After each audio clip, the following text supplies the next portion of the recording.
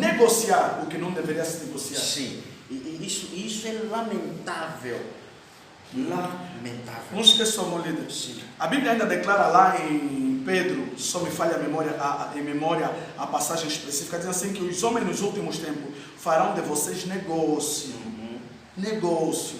E agora eu quero aqui começar a mexer em coisas que vão começar a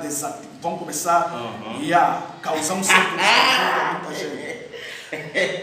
Dificilmente alguém que se desviou da verdade vai continuar a ser usado por Deus, continuando a cobrar as pessoas. Dificilmente.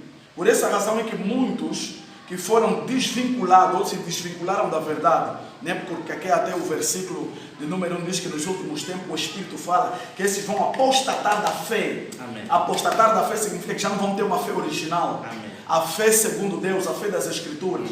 Logo essas pessoas, para poderem fazer milagre, vão ter que buscar um outro tipo de poder. Correto. Por isso é que Paulo diz assim: o fim do mandamento é o amor de um coração puro, de uma consciência, o amor de um coração puro, o amor de um coração puro, de uma consciência, né, pura e de uma fé não fingida. Amém. Fé fingida é aquela fé que está a falar em nome do Senhor, mas a fonte do poder é as trevas. Amém.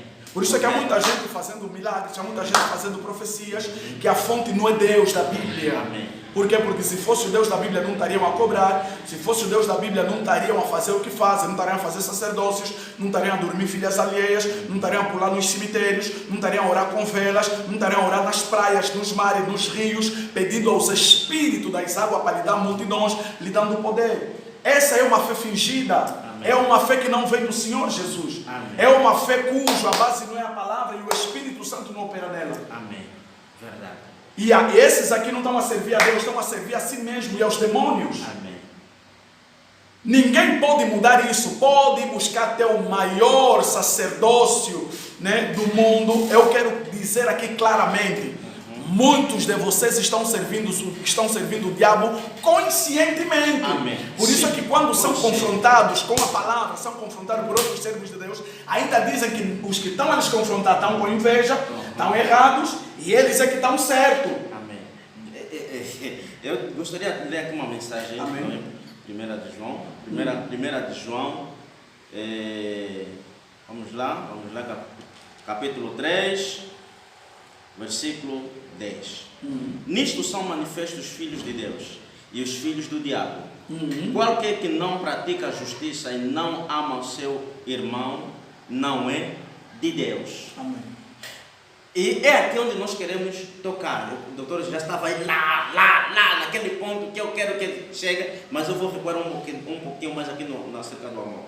Porque eu recebi uma notícia há tempo, já havia passado nisto, porque eu orei por uma família na qual estava a ser cobrada primeiramente para chegar aqui na casa deles 50 mil, depois para orar na casa deles 100 mil kwanzas. E essa família, quando me apercebi, orei por eles, graças a Deus, o Senhor fez graça, o Senhor operou na vida deles e eles estão livres. Amém.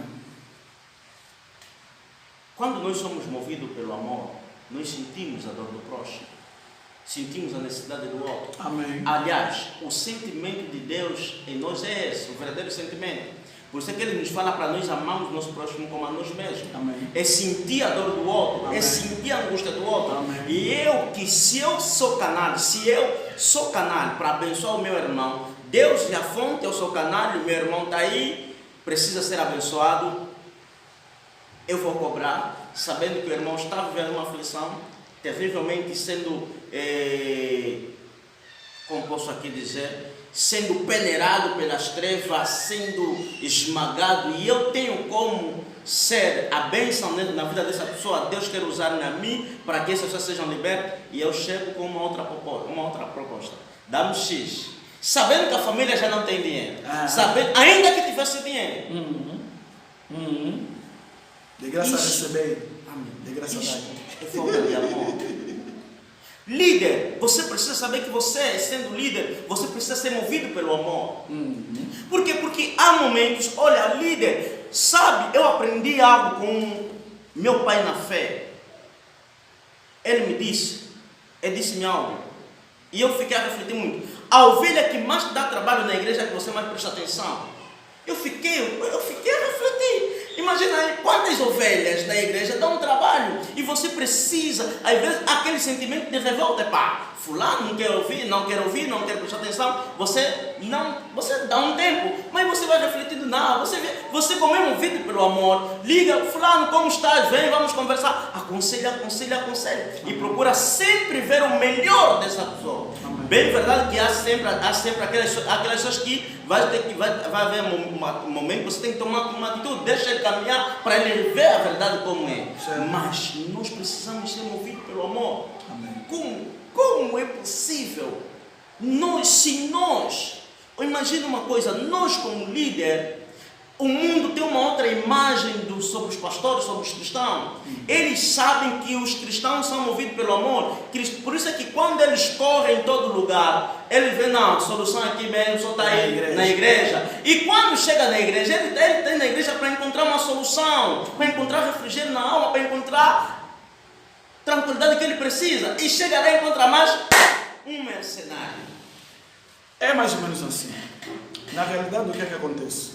Né? Muitos, principalmente, né, os manos do movimento profético, devem entender que quem vos ensinou, uma boa parte deles até eram de igrejas pentecostais, por ali fora, mas depois se encontraram com pessoas de outras águas, assim posso dizer, que lhes ensinaram tais práticas. Eu quero aqui claramente dizer que muitas pessoas que vieram com essa prática de cobrar são pessoas que anteriormente eram quimbandeiros. Tinham suas cubatas, as pessoas iam lá fazer um tratamento e eles cobravam. Mas de um tempo para cá, como deram conta que as igrejas começaram a despertar as pessoas, eles fazerem entender que ir para uma igreja, ir para um quimbandeiro, ir para um macumbeiro, aquilo é mais problema do que bênção. O que é que eles fizeram? Eles fecharam as cubatas e abriram templos. Amém. Meteram lá igreja X, igreja Y, igreja tal, e fazem as mesmas práticas que lá dentro. Agora, qual é a diferença? Ele vai pegar simplesmente um versículo bíblico, nem vai explicar o texto, nem o contexto, nem a aplicação correta, vai introduzir as suas práticas de quimbandeirismo e vai fazer as suas cobranças. Quer dizer, ele está continuando o trabalho de quimbandeiro, mas num outro ambiente. Que no fundo tem a mesma finalidade. Amém. E ele agora que acaba de ter até mais impacto do que quando ele estava na cubata. Sim. Misericórdia. Por isso é que nós notamos que essas pessoas, as práticas são as mesmas.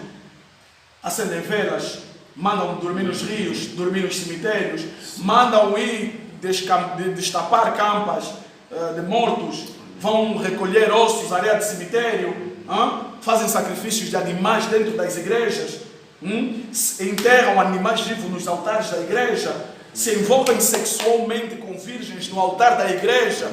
São exigências diabólicas para atrair poderes. Misericórdia, oh Jesus. E eu quero dizer para você que está me ouvindo, você até pode achar que está indo bem agora. A Bíblia fala do último dia, o dia do julgamento, o dia do juízo eterno. Tua mente pode estar cauterizada e você pode dizer, não quero saber disso, o importante é que eu tenho dinheiro, estou aí bem. Meu irmão, espera, naquele dia, ou o dia que você fechar os olhos, menos de 10 minutos vai se arrepender toda a burrice que você cometeu nessa vida. Amém. Porque as pessoas estão a pensar que isso vai ser eterno. Sim. O grande dia do juízo está vindo. Eu até aconselho os irmãos ali a baixarem um louvor de um cantor aí brasileiro chamado Gerson Rufino. O título do louvor é O Filme. Baixa o som e você ouve mesmo como é que ele explica como é que aquele dia vai ser. Você vai entender muita coisa. Meu amado, você que está aí do outro lado, não há lucro na bruxaria. O sacerdócio atualmente é uma bruxaria. Tentaram mesclar com o evangelho, porque o verdadeiro evangelho não se mistura. Não há mistura no verdadeiro evangelho. O diabo está a corromper muitos bons homens de Deus que começaram bem. Sim. Viram grandes profetas da Nigéria, do Congo, com grandes igrejas. Isso não é mal, é bom ganhar muitas almas. Sim. Mas agora presta bem atenção, meu irmão, ganhar muitas almas do modo errado é errado.